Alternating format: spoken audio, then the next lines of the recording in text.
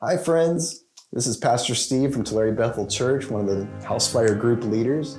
I want to talk to you guys this week about Ephesians chapter 6, verses 1 through 9 specifically. I'm also going to do a recording for verses 10 through the end of chapter 6.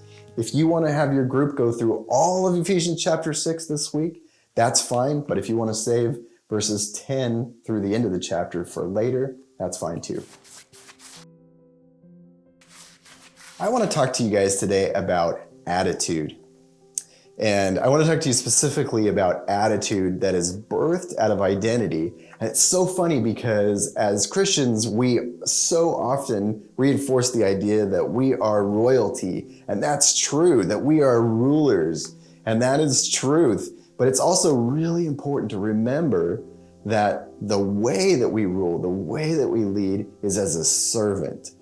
As foot washers, that we are people who are willing to get down and wash feet. And a lot of times we think, well, I'll maybe do something like that as long as the person has earned it or if they have lovely feet.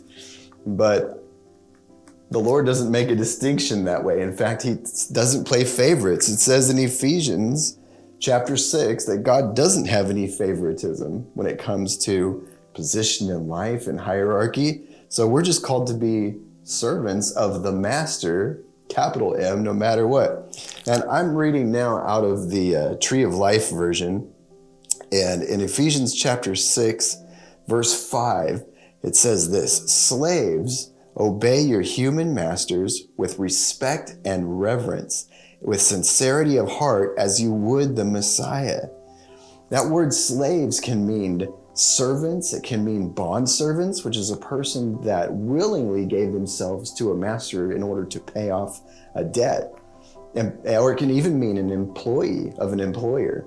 And so it's important to note that all of us fit into the category of a person who in some shape or another has decided to be a servant or has become a servant in one way or another. You know, about 6 or 7 years ago, I was working for a pest control company, killing bugs, and my boss told me that I was going to be doing a house that no one else in the company wanted to do. In fact, several other technicians had serviced that home, but it took about an hour to do the house, which normally it would take about 15 minutes.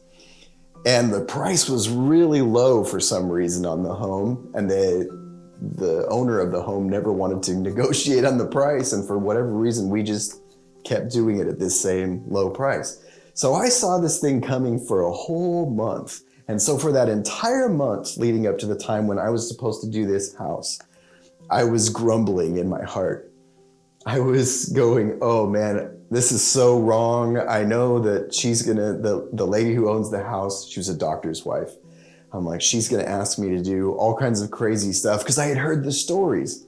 Like, it's not just going to be pest control. It's going to be help me hang my screen door and help me cultivate my garden and silly stuff that has nothing to do with the job. And she would yell and berate people if they didn't do what she wanted. And so I was getting ready for this for a whole month. And I'm like, I am going to tell my boss off. And I had my whole list of logical responses. Like all the reasons why I shouldn't go and take care of this woman's house.